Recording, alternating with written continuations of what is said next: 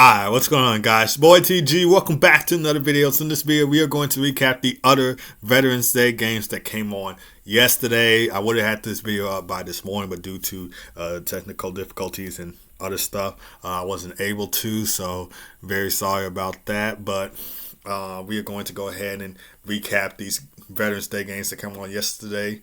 So also yesterday morning, or yesterday afternoon, I believe, I did a recap of the Canadians and Sabres game because that came on yesterday morning around 11:30 a.m. Central Time, 12:30 p.m. Eastern Time. And then the other games came around 6 o'clock p.m. Central Time, 7 o'clock p.m. Eastern Time. So that's why I did that game alone, and we're doing the other games, the other 5 games here. All right, so Sharks, Flyers. The Flyers take this one 4-3 in the shootout. Philly improves to 6-8-2 of the season. Sharks move to 5-9-3 of the season. And the goal scoring got started by Erik Johnson. He made it 1-0 in that first period on a Flyers rush up the ice. Little cross-ice pass to from Anthony Richard to Erik Johnson right there. And then shortly afterwards, Erik Johnson and Giovanni Smith both receive fighting penalties. And then Flyers get a too many men on ice penalty, 9 minutes and 4 seconds in the first period. So power play for the Sharks, which is killed off by Philly. Ty Dellandrea gets a holding penalty for San Jose. So power play for the Flyers, so that's killed off by the Sharks. And then another penalty for San Jose as Mikhail Granlund gets a holding penalty for San Jose, 15 minutes and 27 seconds in the first period. So power play for the Flyers. This time they do capitalize on the power play on a goal from Travis Konecny, 2-0 Philly, on a tic-tac-toe play from Mateev Michkov and Emil Andrade. And the shots were even at the end of the first period, 11-11 for each team. Second period, Mateev Michkov made it 3-0. 5 minutes and 9 seconds in the first period on the breakaway right there. 5-hole on Vika Vanacek off of that pass from Ryan Poehling. And then the Sharks, they were called back in this one. Barclay Goodrow, Nick Seeler, Jack Thompson and Mikhail Granlund will get 2 goals in the span of 3 minutes to cut it to a 1-goal game. So, of course, Thompson's goal deflected off his skate off the pass from William Eklund. And Mikhail Granlund's goal came with 1 minute and 27 seconds remaining in that second period, scoring right off from the right face-off circle. Shots was 14-18 Flyers at the end of the second period. Third period play, Jan Rutta, a former Chicago Blackhawk, he gets a penalty, a hooking penalty for San Jose, 3 minutes and 55 seconds in. And so the Flyers go on the power play. That is killed off by the Sharks. And then Bobby Brink gets a tripping penalty not for Philadelphia, 9 minutes and 22 seconds in. So the Sharks go on the power play. That's killed off by the Flyers. And then with 2 minutes and 24 seconds remaining, Barclay Goodrow, he ties up the game at 3. So the Sharks come all the way back to tie up the game right there. And so it will be the end of the third period for the teams. And the shots were 16-7 Flyers heading to OT, which of course nobody scored in. Of course the Sharks would have the advantage in shot totals, 5-2. And then we would go to a shootout where the Flyers would score on two out of 3 of the shootout chances from Mateev Michkov and Travis Konecny and win the game 4-3. Therefore improving to 6-8-2 of the season, while the Sharks moved to 5-9-3 of the season. Samuel Ersson made 28 saves on 31 shots faced for the Flyers, while Vika Vanacek made 40 saves on 43 shots faced in net for the Sharks. And at the end of the game, the shots were 43-31 Flyers. The Flyers are back in action Thursday against the Senators at 6 o'clock p.m. Central Time, 7 o'clock p.m. Eastern. Sharks continue their 4-game road trip in New York when they play the Rangers at Madison Square Garden Thursday at 6 o'clock p.m. Central Time, 7 o'clock p.m. Eastern. All right, Stars, Penguins. 7-1 win for Dallas. I'm pretty sure that, there's not really that much to say in this game, considering that it was a goal-scoring frenzy in that first period. That first period, 6 goals on 12 shots faced for the 6 goals on 12 shots for the Dallas Stars. Sorry if I'm getting my words mixed up. 6 goals on 12 shots faced for Dallas. That was a blowout period in the first. I never seen anything like that in all my years of watching hockey. I never seen a team get 6 goals in just the first period. Not even halfway, not like the game. It wasn't even halfway through the game. It wasn't at the third period. I'm talking 6 goals in just the first period. Not 2 in the first period, and then halfway, midway through the game, it's like 4-0. In the third period, it's like 6-0. I'm talking like 6 goals in just that first period alone. I'm telling you guys, I have never, ever, all my years of watching hockey, seen nothing like that. So they just blew the winds right off the Pittsburgh Penguins. And, of course, the 6 goals that they scored in that first period. They got one from Matthew Shane, Logan Stankoven, Mason Marchment. Of course, Miro Heiskanen, he would come up with 2 goals in that period. And, of course, the power play goal from Tyler Seguin right there. And shots were 12-7 Dallas at the end of the first period. And Joel Blomqvist was pulled from the game. He allowed 3 goals on 8 shots faced. Alex Nedeljkovic would come in for him, and he only had allowed 4 goals on 32 shots faced, and he made 28 saves in relief. Anthony Beauvillier scored the lone goal for Pittsburgh, making it a 6-1 game in the second period, and then the Stars would add on another one in the third period. Power play goal from Wyatt Johnson to make it 7-1 for the final. Mason Marchment had a 5-point night, 1 goal and 4 assists in that game. And Jake Onger made 20 saves on 21 shots faced in net. And the shots were 40-21 Stars in the game. Dallas improves to 9-5-0 this season, while the Pittsburgh Penguins moved to 6-9-2 this season.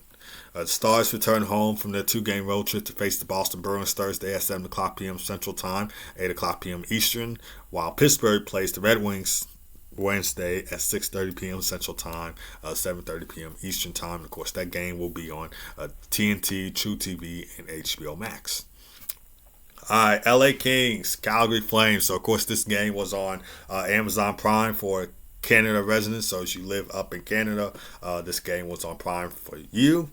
I feel bad for U.S. residents because the NHL started this game where they would have like all Canadian teams play on Amazon Prime during Monday. So every Monday, every Canadian team gets to play on Amazon Prime. And yeah, I get that because it's Canada and it's going to be Canadian teams only. So that means only Canada residents can get to watch it. I understand that, but I was hoping that it can be a thing for U.S. residents as well. But too bad NHL didn't do that. So it's only for Canada residents. You live up in Canada, good for you.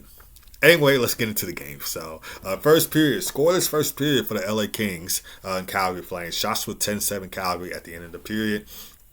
However, Calgary will have a fire start in the second period, scoring 2 goals in the span of 36 seconds, just like that, to jump out to a 2-0 lead. Of course, the goals came from Michael Backlund and Jonathan Huberdeau, who's had a solid game or a solid season so far. And, of course, what am I looking for? Because I know I don't want to sound stupid in this video, but Jonathan Huberdeau, ever since from coming to the Calgary Flames, I feel like he's been solid. Of course, in that blockbuster Matthew Tkachuk trade that sent them to the Florida Panthers, Jonathan Huberdeau, he's just been solid so far for the Calgary Flames. That's all I was trying to say. Shots with 12-11 Calgary at the end of the second period.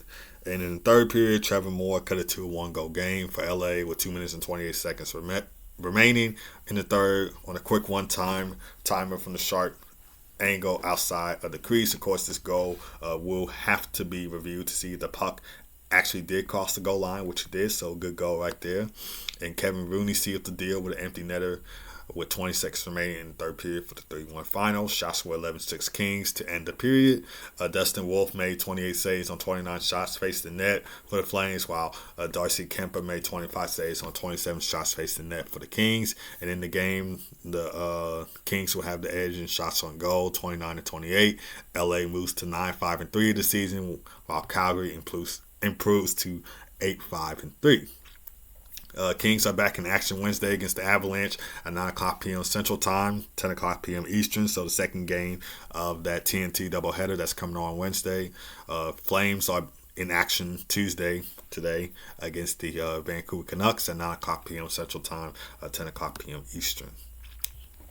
All right, Nashville Predators, Colorado Avalanche. These are two teams that are expected to have great starts to their season, but unfortunately, these two teams have been lacking. The Avalanche, between these two teams, the Avalanche were the better team in this one. Not just saying that in general, but also saying that because of their record coming in. Because at least the Avalanche aren't like continuing to struggle. Yes, they're trying to still find their way. They had some key players that were out of the lineup before to start the season. Now they got some of them back, like Arturi Lehkonen is back in the lineup for the Avs, and there's one more other player that's back in the lineup for Colorado, but I can't think of his name. But anyway, we are going to go ahead and get started in this game. So Predators got off to a great note in the first period. 1-0 Nashville on the goal from Luke Evangelista. This is his second goal of the season. Scored on the rebound at the top of the crease right there, and that will be the only goal scored in the first period. So Nashville led 1-0 after one. Shots were 12-6 Nashville to end the period. The Avalanche had a great start to the second period. They were answered back with goals from Devon Tage and Mikko Rantanen, making it 2-1 to Colorado at the end of the second.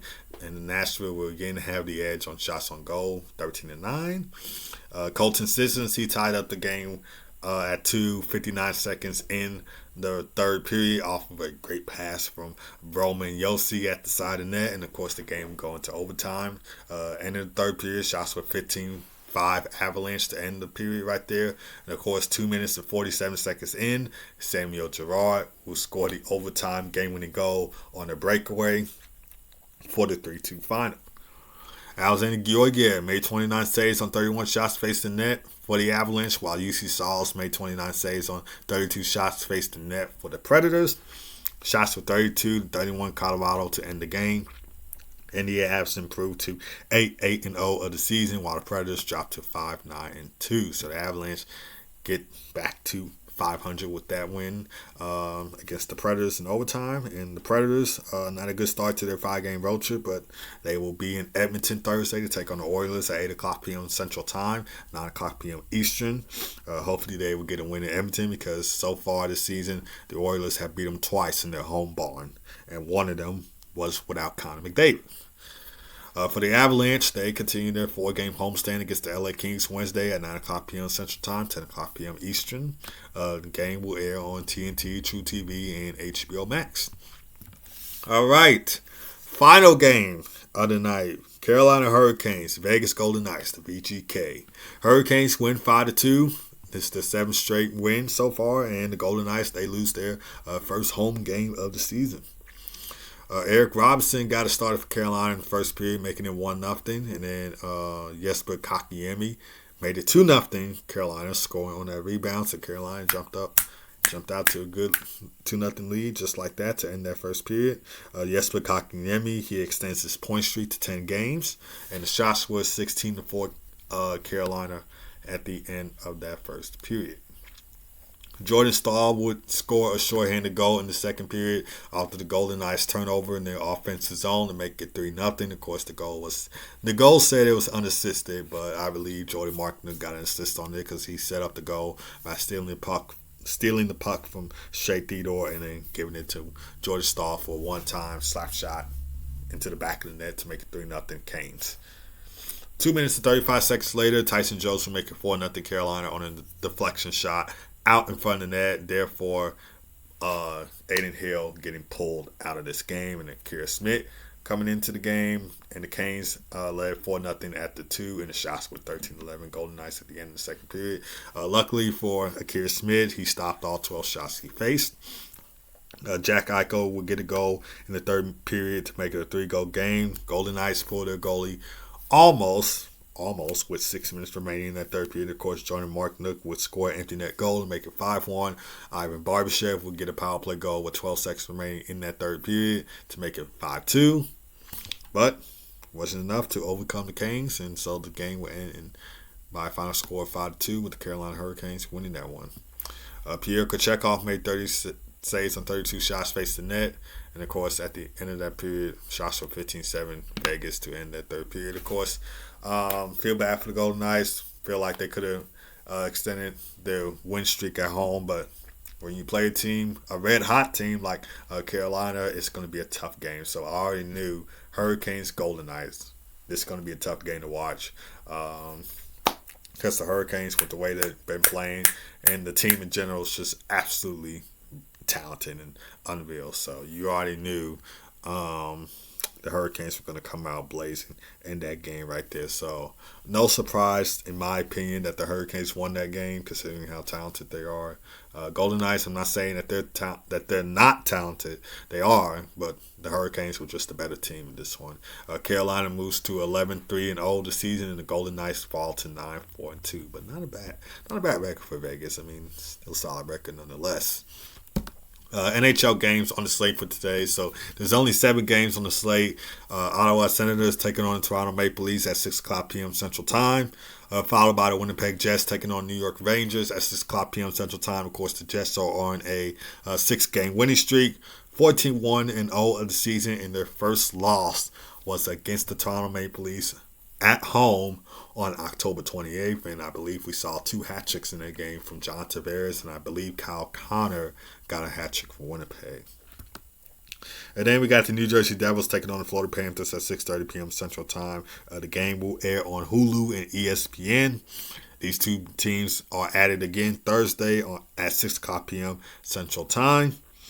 Boston Bruins taking on the St. Louis Blues at 7 o'clock p.m. Central Time. So, of course, the 2019 Stanley Cup Final rematch between the two teams. These two teams are added again Saturday in Boston at 12 o'clock p.m. Central Time. Of course, that game will come on NHL Network as part of the NHL Network Showcase.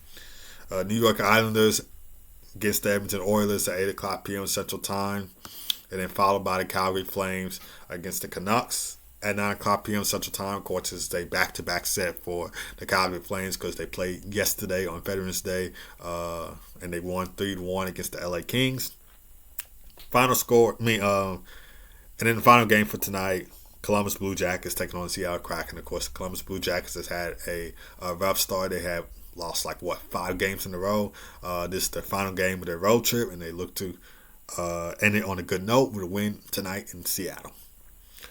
Alright guys, so that is going to do it for this video. So let me know what you guys think down in the comments. So of course leave a comment down below. I will recap all these games on my Hockey Talk with TG podcast tomorrow. So make sure you tune in to that. Of course the podcast comes out 11:30 a.m. to 12 o'clock p.m. Central Time, 12:30 p.m. to 1 o'clock p.m.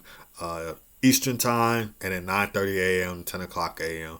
Pacific Time. So make sure you tune in to the Hockey Talk TG podcast for this recap of the 7 NHL games tomorrow. Not tomorrow, today. Tomorrow I will recap these games, but today the games come on, just to make that clear. Alright guys, that's going to do it for me, and I will see you guys next time.